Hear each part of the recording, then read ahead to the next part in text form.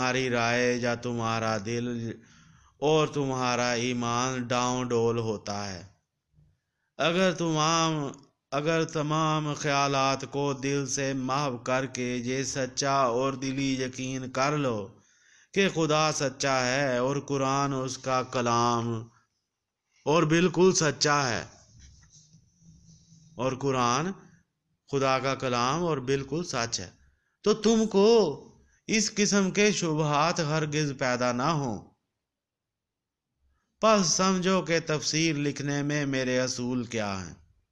اس کے بالاستیعاب بیان کرنے کے لیے تو ایک رسالہ مستقل چاہیے، بالاستیعاب یعنی مکمل طور پر پوری طرح بیان کرنے کو، مگر میں چند کو مقدم ہی بتلاتا ہوں،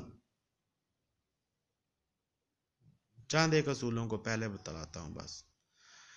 پہلا اصول یہ ہے کہ خدا سچا ہے اور قرآن مجید اس کا کلام اور بالکل سچ اور صحیح ہے، کوئی علم یعنی سچ اس کو جھٹلا نہیں سکتا مگر اس کی سچائی پر زیادہ روشنی ڈالتا ہے۔ دوسرا اصول یہ ہے کہ اب ہمارے سامنے دو چیزیں موجود ہیں، ورک آف گاڈ یعنی خدا کے کام، دوسرا ورڈ آف گاڈ یعنی خدا کا کام، خدا کا کلام یعنی قرآن مجید۔ اور ورک آف گاڈ اور ورڈ آف گاڈ کبھی مختلف نہیں ہو سکتا، اگر مختلف ہو تو ورک آف گاڈ تو موجود ہے جس سے انکار نہیں ہو سکتا، اور اس لیے ورڈ آف گاڈ جس کو کہا جاتا ہے اس کا جھوٹا ہونا لازم آتا ہے، نعوذ باللہ منہا، اللہ پناہ دے شیطان سے۔ اس لیے ضرور ہے کہ دونوں متحد ہوں۔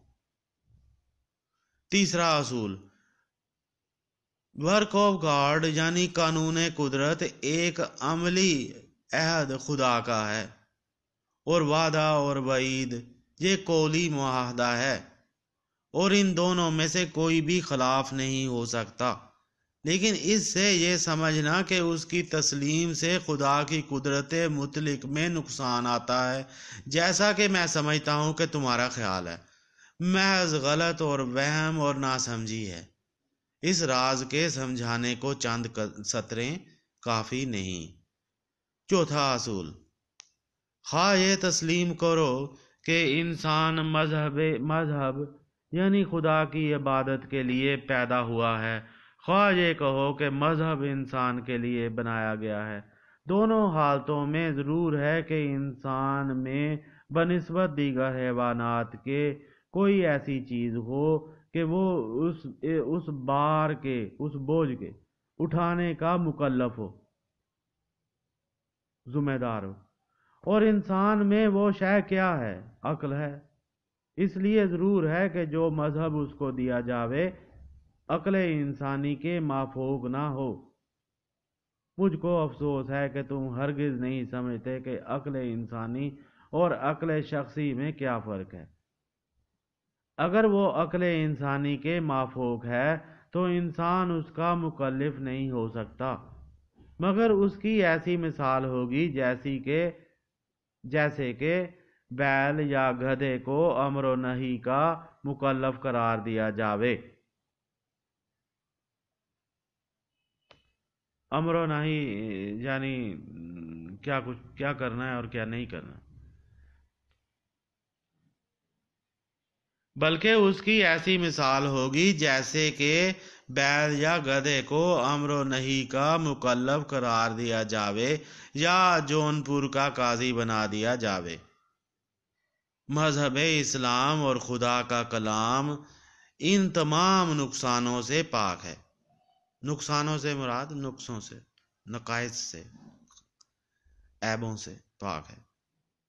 وہ بتاتا ہے کہ تم سمجھ لو اور سمجھ کر یقین کر لو کہ جو کچھ خدا بتاتا ہے اور کہتا ہے وہ سچ ہے، اس سے زیادہ سچائی کیا ہو سکتی ہے؟ جو بات نئی اسلام کی زبان سے کہہ دینے کو خدا نے فرمایا ہے، انما انا بشرم مثلکم یوحا الیہ،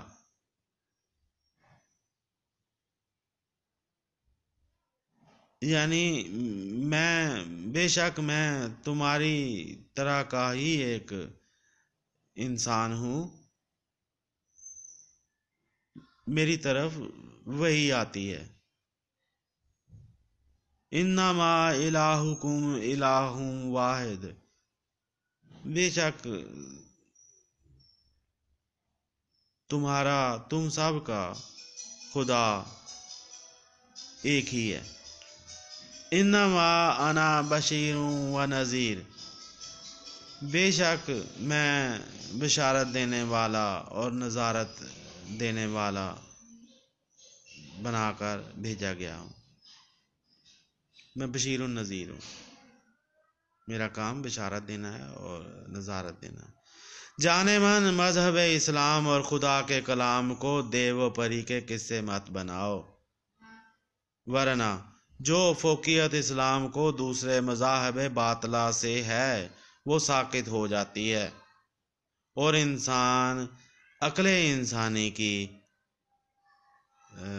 یہیں سے دوبارہ شروع کریں گے اگلی اس میں ریڈنگ میں۔ میرے پاس اتنے ہی صفحے ہیں فی الحال، تو میں مزید صفحوں کے پرنٹ لیتا ہوں، پھر دیکھتا ہوں آگے۔